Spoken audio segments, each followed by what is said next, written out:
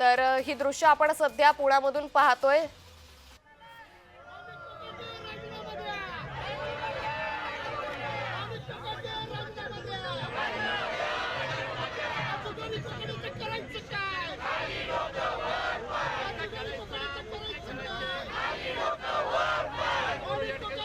तर पुण्यामध्ये कोकाटेंविरोधात हे आंदोलन सध्या सुरू असल्याचं पाहायला मिळतंय। याच संदर्भात अधिक माहिती घेऊयात आमचे प्रतिनिधी रोहन कदम यांच्याकडून। रोहन, पुण्यामध्ये शरद पवार गट आक्रमक झाला, आंदोलन सुरू आहे।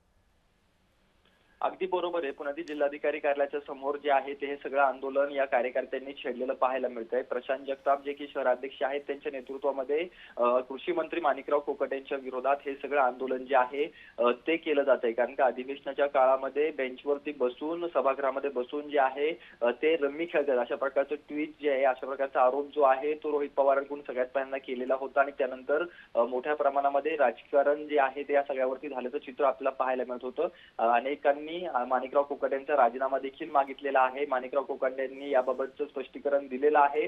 ते स्पष्टीकरण कोणालाच न पटल्यामुळे मोठ्या प्रमाणामध्ये नाराजी जी आहे ती कार्यकर्त्यांकडून अनेकांकडून व्यक्त जी आहे ती केली जाते आणि त्यामुळेच आता राष्ट्रवादी काँग्रेस पक्ष शरद पवार जो आहे तो आक्रमक झालेला पाहायला मिळतोय। पुण्यातील जिल्हाधिकारी कार्यालयाच्या समोर हे सगळं आंदोलन जे आहे ते सुरू आहे आणि त्यांच्याकडून मोठ्या प्रमाणामध्ये घोषणाबाजी जी आहे ती या महायुतीच्या सरकारच्या विरोधामध्ये, कृषी मंत्र्यांच्या विरोधामध्ये केली जाते आणि या सगळ्या कार्यकर्त्यांकडून कृषी मंत्री माणिकराव कोकाटे यांचा असंवेदनशीलपणा जो आहे तो दाखवला जातोय आणि त्यांच्याकडून राजीनाम्याची मागणी जी आहे ती केली जाते। तात्काळ राजीनामा जो आहे तो माणिकराव कोकाटे यांनी द्यावा अशा प्रकारची मागणी या सगळ्या कार्यकर्त्यांकडून सध्याच्या घडीला केली जाते आणि त्यांच्याकडून ज्या पद्धतीने ही सगळे असंवेदनशीलपणा माणिकराव कोकाटे यांनी दाखवलेला आहे, कारण का एकदाच नाही तर असे प्रकारचे वक्तव्य देखील अनेकदा जे आहेत ते माणिकराव कोकाटे यांनी केलेले होते, ज्यामुळे मोठा वादंग निर्माण झालेला होता। त्यामुळे कृषी मंत्री म्हणून त्यांनी राजीनामा द्यावा अशा प्रकारची मागणी जी आहे ती या पक्षाकडून केली जाते।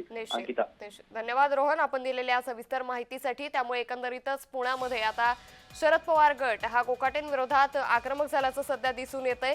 तर शरद पवार गटानं कोकाटेंविरोधात हे आंदोलन पुकारलेले, रस्त्यावरती पत्ते खेळत हे आंदोलन सध्या केलं जातंय। त्याचबरोबर माणिकराव कोकाटेंचा राजीनामा घ्यावा अशी मागणी देखील यावेळी या आंदोलनकर्त्यांकडून सध्या केली जाते। पुण्यामध्ये शरद पवार गटाचं पत्ते खेळून हे आंदोलन सुरू असल्याचं दिसून आलेलं आहे। एकंदरीतच माणिकराव कोकाटे यांचा रमी खेळतानाचा व्हिडिओ आमदार रोहित पवारांनी ट्विट केला आणि त्यानंतर माणिकराव कोकाटेंवरती टीकेची जोड उठल्याचं पाहायला मिळालं होतं। आणि आता राज्यभरातून विधानसभेचं पावसाळी अधिवेशनाचा शेवटचा दिवस असेल, या सगळ्या प्रकरणावरून विरोधकांनी मोठा गदारोळ केला आणि आता राज्यभरातले शेतकरी असतील, त्याचबरोबर विविध राजकीय पक्ष असतील, यांच्याकडून सध्या माणिकराव कोकाटेंवरती टीकेची झोड उठल्याचं देखील दिसून येत आहे। तर शरद पवार गटानं कोकाटेंविरोधात हे आंदोलन पुकारलेलं आहे। यावेळी कृषी मंत्री माणिकराव कोकाटे यांचा राजीनामा घ्यावा अशी मागणी देखील या आंदोलनकर्त्यांकडून केली जाते। खरं तर कृषी मंत्री माणिकराव कोकाटे हे जेव्हापासून त्यांना मंत्रिपद देण्यात आलं त्यानंतर त्यांनी जी वक्तव्य केलं तेव्हापासूनच ते चर्चेत होते।